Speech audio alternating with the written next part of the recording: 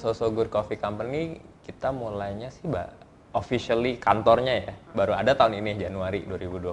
Tapi sebenarnya mulainya dari akhir tahun lalu.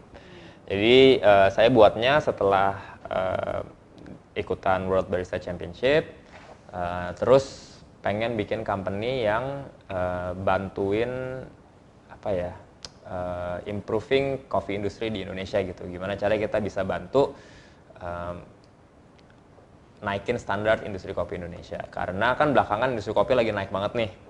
Jadi saya ngelihat industrinya naik, tapi kuat nggak bagian-bagian industri ini untuk mensupport si pertumbuhan itu gitu kan. Jadi kita sih goalnya mengimprove Indonesian coffee industry, tapi ada dua cara. Ada dari hilir sama dari hulu. Kalau di hilir kita itu sering di tempat ini training barista-barista. Jadi misalnya ada orang pengen belajar bikin kopi, kita training. Atau ada yang punya kafe atau mau buka kafe, pengen training dan kirim barista-baristanya ke kita untuk di-train, kita bisa. Jadi itu cara kita bantu improving Indonesian coffee industry di hilir. Kalau yang hulu, kita kerjasama sama petani-petani untuk nggak cuma sekedar beli aja, tapi kita bantu processingnya. Jadi beli cerinya, habis itu kayak kalau Kamala harus prosesnya gini. Ntar yang Bumi juga prosesnya beda-beda. Nah dengan proses yang kayak gitu harganya bisa naik, lebih meningkat. Mereka bisa keep ilmunya, tapi nama Bumi, Senja, Pucuk, Kamala cuman di kita doang gitu. Jadi kita punya di So So Good Coffee Company ini tiap tahun kita punya collection namanya Catur Collection. 14 biji kopi yang di launch bulan Oktober itu, tapi dari 12 itu sebenarnya dia masuk ke kategori dalam 4 rasa yang kategori rasa lah gitu. Jenis processingnya sebenarnya, jadi bukan cuma dari asalnya aja, tapi jenis rasanya tuh ada 4 taste profile namanya. Yang satu namanya Bumi, ada Senja, ada Pucuk, ada Kamala. Jadi dari 4 profil rasa ini kita punya 3 daerah masing-masing. Ada dari Flores, Jawa Tengah, sama dari Bali. Biasanya orang kan bilangnya apa ya, kayak ini kopi dari Gayo, prosesnya wine gitu kan, kalau yang standar. Atau misalnya dari Mandailing, prosesnya giling basah. Ya kan, kalau kita itu mau manggil kopi ini berdasarkan profil rasanya dulu. Jadi profil rasa Bumi misalnya yang tadi tradisional, coklat, manis, lumayan earthy. Kalau yang Kamala tipikal rasanya tuh fruity gitu kan. Nah jadi kita punya Kamala tapi dari Flores, atau Kamala tapi dari Bali gitu. Kita sebenarnya mau rasanya itu bisa mirip supaya orang kalau beli, mau beli Kamala nih, udah tahu rasanya kayak apa. Tapi Kamala yang Flores sama Kamala yang Bali rasanya akan sedikit berbeda. Dari sekitar 2018 kan saya keliling-keliling nih, ketemu banyak petani, ke perkebunan-perkebunan yang banyak. Kebetulan yang memungkinkan kita untuk bikin proses ini, karena ini baru tahun kedua kita proses ini secara skala besar. Jadi sebelum ini skalanya cuma skala kecil untuk kompetisi, pakai untuk eksperimen aja, tapi sekarang kita mau scale up gitu kan. Nah yang memungkinkan untuk kita scaling up ini hanya ada di 3 tempat ini. Antara kalau kayak di Bali dia fasilitasnya lengkap banget, jadi kita pilih karena fasilitasnya lengkap. Flores dia fasilitasnya nggak selengkap di Bali, tapi justru dia sangat tradisional, jadi kita bisa kontras nih antara yang modern gimana sama yang tradisional itu gimana dengan cara yang sama, tapi kita bisa kontrasin. Nah, Jawa Tengah itu dia ada di Salatiga, jadi tempat prosesingnya Salatiga, tapi kopinya itu di source dari Merbabu, Gunung Merbabu, sama dari Banjarnegara. Jawa Tengah, Banjarnegara, dan Merbabu itu nggak banyak orang yang tahu. Jadi saya aja berapa tahun di industri kopi gitu, baru nyobain kopi dari Jawa Tengah yang Arabica dan specialty itu baru tahun lalu gitu kan. Jadi ini menarik banget, nggak banyak yang orang tahu. Kita pengen gimana caranya supaya si tempat yang baru ini belum banyak orang yang tahu, kita improve lagi dengan profil rasa kita gitu. Jadi kita pilihnya gitu sih. Kebetulan di 3 partner ini yang dari Jawa Tengah, Flores sama Bali, kita bisa nemuin spektrum yang kita mau gitu. Kita akan launching ini bulan Oktober tanggal 30. Jadi kita mau launching sample pack. Jadi kita taruh di satu kotak gitu, sampel isinya 100 gram kali 14 kopi yang kita punya tadi. Ya, 14 kopi, 100 gram. Orang bisa sebelum mereka beli misalnya 100 kilo, 200 kilo, kalau kafe kan belinya banyak gitu kan. Mereka bisa cobain dulu nih yang 100 gram ini, mereka sampel roasting, habis itu mereka bisa pilih lot mana yang mereka suka gitu. Nama produknya sendiri itu Catur Collection Box. Catur Collection itu yang tiap tahun kita ada nih. Jadi kalau yang tahun ini ya bilangnya Catur Collection, tahun panen 2020-2021. Nah boxnya itu yang kita jual di acara event tanggal 30 ini, tapi kopinya sih tersedia sampai habis gitu.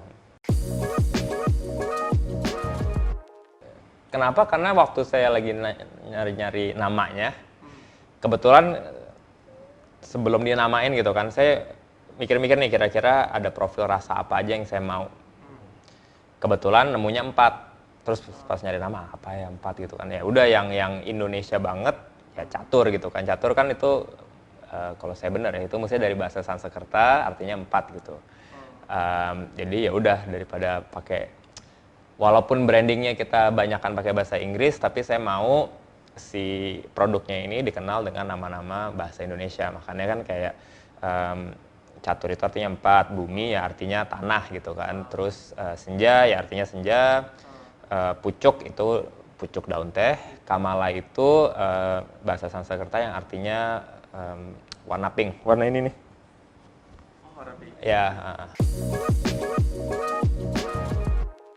Harganya itu belum pasti sih, cuman kita lagi coba harga si boxnya itu di bawah 500.000. Jadi itu orang dapat 1,4 kilo, dapat ada cup, habis itu ada informasi, ada bukunya tentang informasi tentang si kopi-kopi ini. Itu kita coba di bawah 500.000. Jadi kita kan launch-nya baru tanggal 30, jadi orang baru bisa beli habis tanggal 30 itu melalui distribution partner kita si IT Coffee.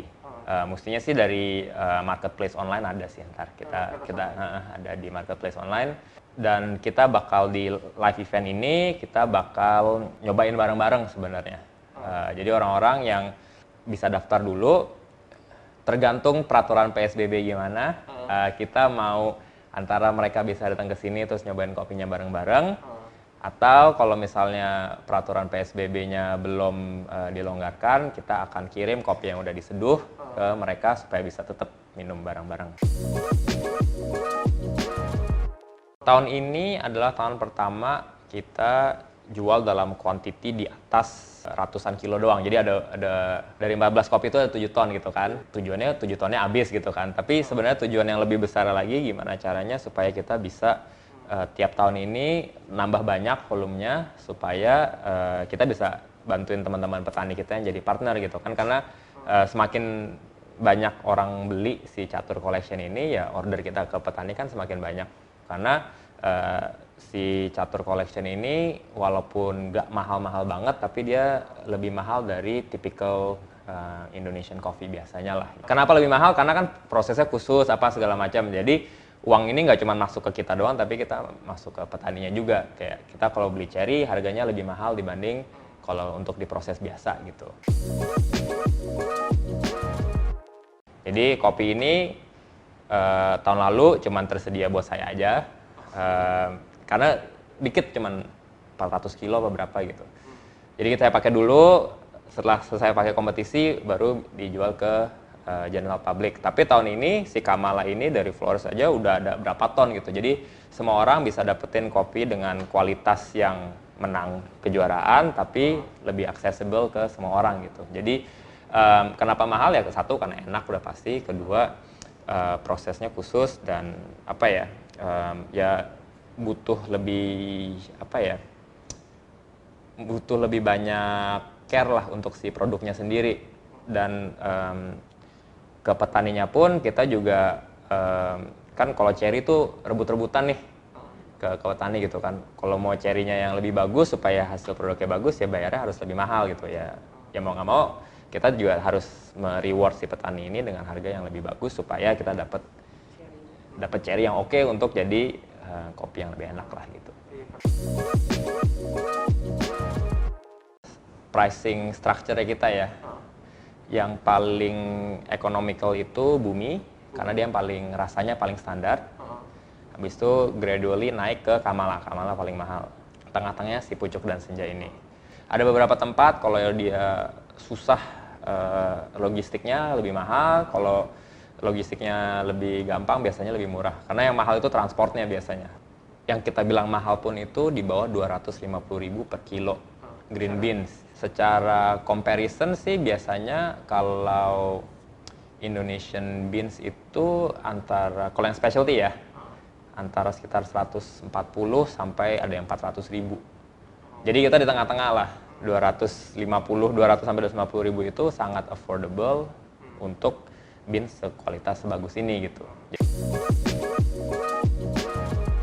Sih kan kita belum jualan ya, tapi kalau dari PO sih yang paling banyak Kamala, karena orang taunya itu karena tahun lalu cuma ada itu. Kedua juga emang rasanya lebih lagi ngetren, rasa fruity, rasa yang kayak buah-buahan banget itu belakangan lagi banyak yang suka. Jadi sih kemarin orang-orang PO banyakan itu. Sama ada beberapa yang PO kayak misalnya si Senja, karena baru mereka lumayan kayaknya menarik nih, rasanya mirip sama yang profil rasa tradisional Indonesia tapi lebih banyak keasamannya gitu.